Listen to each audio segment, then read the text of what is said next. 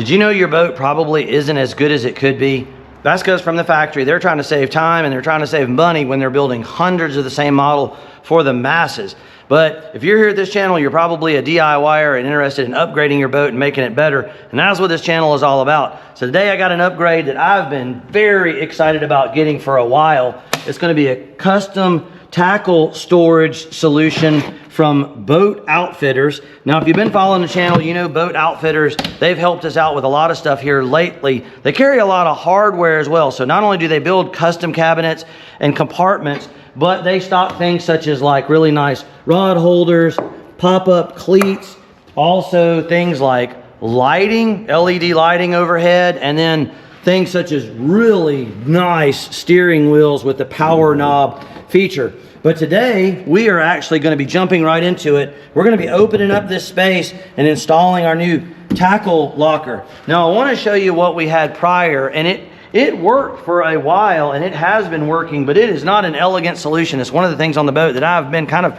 embarrassed. I haven't been pleased with it, but we just had some hatches, some little crates in there, and we were storing our tackle boxes in there. So the difference between this and where we're going is gonna be dramatic. So we've got our power tools kind of lined out. We've got tools and templates in place, and we're fixing to get right into it. Now I wanna show you folks, what we've got here is basically we've taken our hatch out, and obviously we've got a big opening, and we want to be sure that when we're going to be using something like a saber saw or a sawzall and cutting out a big part of your fiberglass in your boat, how do we know where to go and how do we know how to do it properly?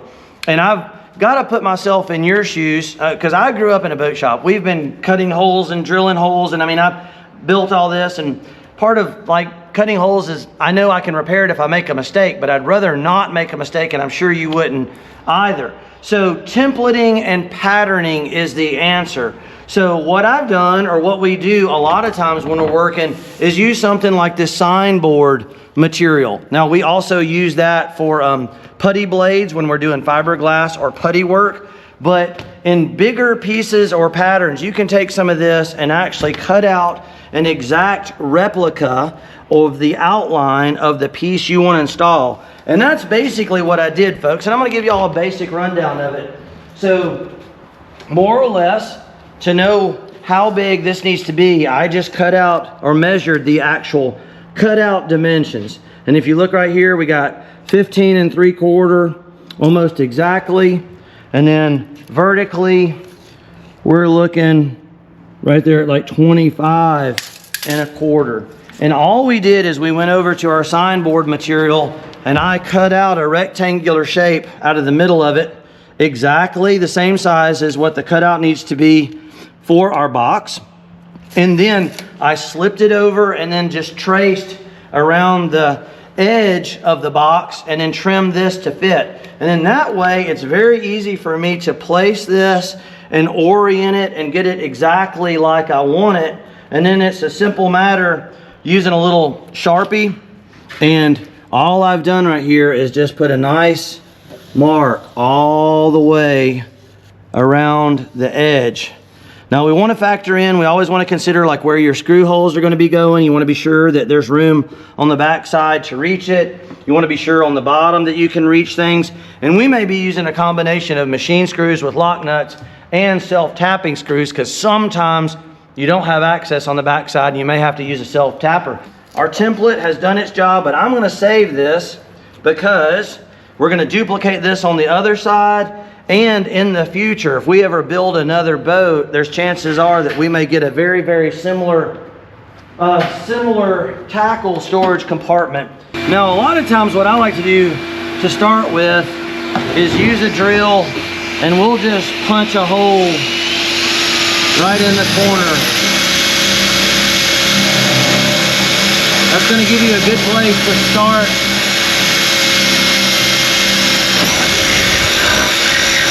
It's going to give you a good place to start with your jigsaw.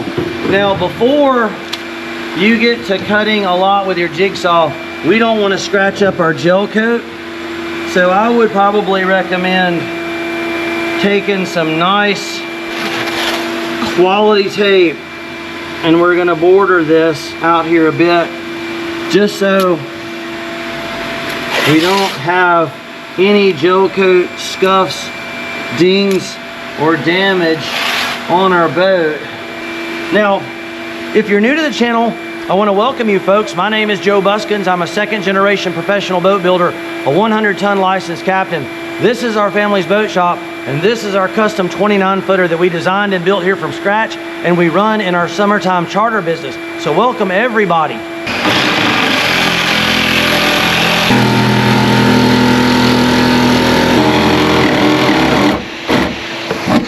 All right, beautiful.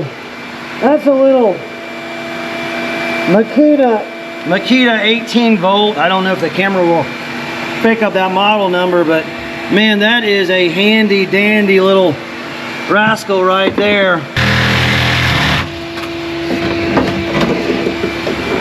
Woo, look how thick. That's heavy duty. Yo.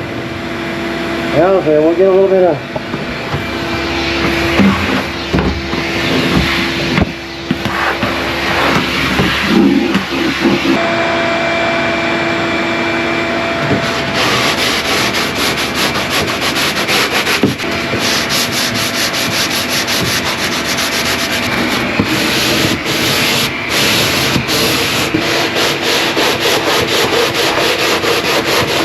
all right, let's see. Turn that vacuum off. Oh, goodness. Man, sometimes working up here in the boat can be a little challenging versus working out on sawhorses out in the middle of the shop. So y'all just hang with us there. I'm gonna take these out so that they're a little bit lighter. I don't know if we got any saltwater fishermen out there, but squid treks, man, hard to beat. They've actually even got some new one, these live ops that are kind of like a squid imitation. Hard to go wrong with a little teeny shrimp imitation as well. Y'all let me know if we got any fishermen out there and what your favorite go-to lures are. If you are trapped on a desert island, had to make catch some dinner every night, what would be your choice? Hard to beat one of the squid treks for reef fish. See how close we are, if we're in the ballpark or not. Fingers crossed. Woohoo! How about that, folks? Oh my goodness. Tell me that isn't the cat's meow. Look at the difference in what we're dealing with. Let's pan from this. All right. Beautiful and sleek. Over here we got redneck chic. Oh my goodness, what a difference. So that's where templating can make such a huge difference, folks. Now, I like, again, this signboard material. You can use cardboard, although it can flex and move. You could use thin plywood, could be fantastic. I mean, whatever you got at hand. A lot of the tools we use, I mean, we try to use quality tools here in our boat shop because this is what we do professionally. But if you're at home, you do not have to have absolutely top-end stuff. Now, boat outfitters can help you out, you know, with anything that we're using here in the videos as far as like hardware is concerned. But as far as all the tools and other supplies, our Amazon store is excellent. And so it's listed below our video's description. And all of the putties, fillers, if you're doing any fiberglass or gel coat work, even power tools and whatnot, we've got everything that we're using here on the channel. So what I'm gonna do is probably go ahead and just cut the other side while we're set up. I mean, that is just so nice, y'all. I'm not even gonna lie. This is like a kid in a candy store. So beautiful. Now, what's cool about this as well is it matches what Boat Outfitters built for us back a few months ago. If you want to check this episode out, everybody needs a place to keep reading glasses, your remote control. I like to keep my cell phone. Perfect place there in the dash, and they built this just for this boat, this exact dimension. They can also do custom built switch panels, and as I mentioned earlier, they sell these really nice little LED overhead lights, steering wheels, stuff to really bring your boat up several notches. Because again, most factory built boats, they're building them by the hundreds or thousands. If they can hundreds and thousands of boats a year. And if they can save 10, 15, 20, 30 bucks on this piece of hardware and that piece of hardware, they're probably gonna do it. All right, here we go, folks. We've got both holes cut out on both sides. Getting ready to mount these things with some stainless steel screws, and access on the back side is gonna be very challenging. So I think I may have mentioned earlier, we're just gonna do some self-tappers. But what I'm doing is using a larger drill bit initially, and that's gonna be quite snug, almost outside the diameter, or as big or bigger than the outside of the threads. We're basically gonna just cut through the gel coat a little bit. Just kind of getting through the gel coat just a smidge. And what we're trying to do is help minimize cracking. And then what we're gonna do is chase that with a smaller bit for the actual screw itself.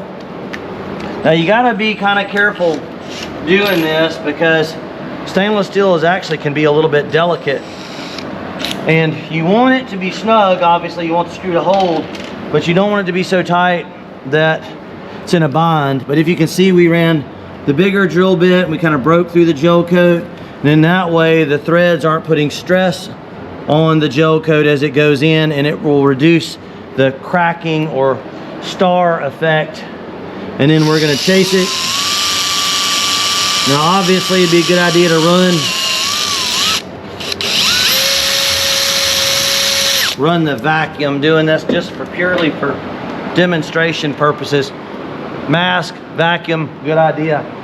And then you should be able to run this in, and sometimes what you have to do is go a little bit at a time. You can't just run a power tool through there.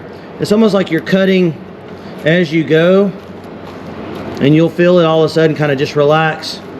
And that's what you want. You want some tension there so that the threads will hold, but you don't want it so tight that you can't run it in there. So I'm gonna put a mask on, we're gonna vacuum this, but I think y'all get the general gist of it. So everything's all drilled and ready to install. Now this can be optional depending on your boat. If you've got a wood core or anything that's a watertight compartment, obviously you want to put a nice fat bead of like a marine grade sealant, or quite honestly, I've found, this is just me personally, especially if you're on a budget or you already got a tube of it around, if you got something that's well up above the water line and it may be removed within a couple years ago for access, I found like the GE Supreme silicone. This is the higher, the more expensive one. And a lot of times you can tell if it's a quality silicone, the odor is not near as strong. You don't have that real sharp, acrid smell. But what I'm gonna do is just a tiny bead right around the edge and over the screw holes. We're not going with much. We're not trying to really get crazy at all. Just want a little bit, using my finger kind of as a guide. And I have found that even the silicone will help a little bit, like when you're running the screws in silicone. They make a silicone sprays that'll kind of act a little bit as a lubricant, and I found that sometimes it'll help running those stainless steel fasteners in if they just got a dab, little bitty dab of silicone on there. Be sure to depress your release on that, or else it'll just keep on running, keep on keeping on. We don't want that. It's always nice. Now right now I've got to do everything. If you have a helper, that's awesome. Obviously the idea is to not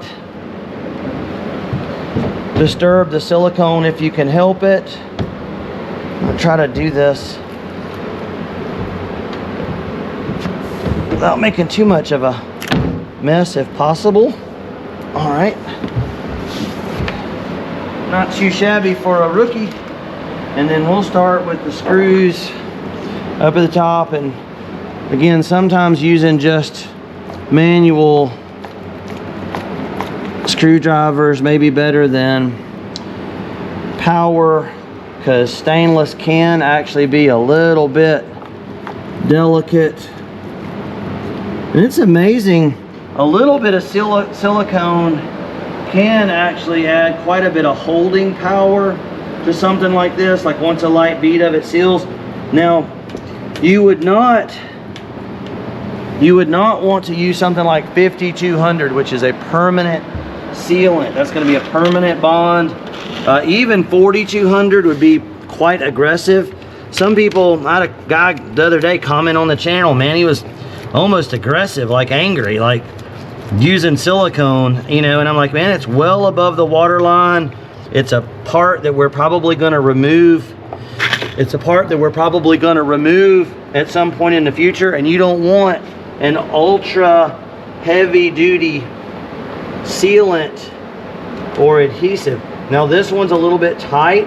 What I'm doing is I'm kind of back it out, run it back in, and it'll kind of cut its way through the fiberglass, and there I can feel it moving its way in there. Nice, easy peasy, lemon squeezy, very satisfying to do this kind of work and upgrade. You can take a basic boat and completely customize it to your needs. You can find a hull that you like, and with our fiberglass videos, you could put new floors, stringers, transoms, like really rebuild that thing. And then with companies like Boat Outfitters, steering wheels, overhead lights, really nice cleats, and they really specialize in this kind of stuff. And it allows us to change out, like if we're doing inshore fishing one day and then offshore fishing the next, we can just trade boxes out and put exactly the kind of gear. Be sure if you call those folks there at Boat Outfitters to mention FISHBUMPTV. They'll work with you there, and they got some special offers and whatnot. If you need fiberglass, our friends at Fiberglass Warehouse can also help you out. They have everything you need as far as Gelcoat, resin, whatnot. And feel free to check out our library of over 200 videos from everything from boat building to restorations. So it's Captain Joe here, Island Marine Charters, FISHBUMPTV here on YouTube. My son Logan working hard behind the scenes. It's my amazing cameraman. We'll catch you in the next episode.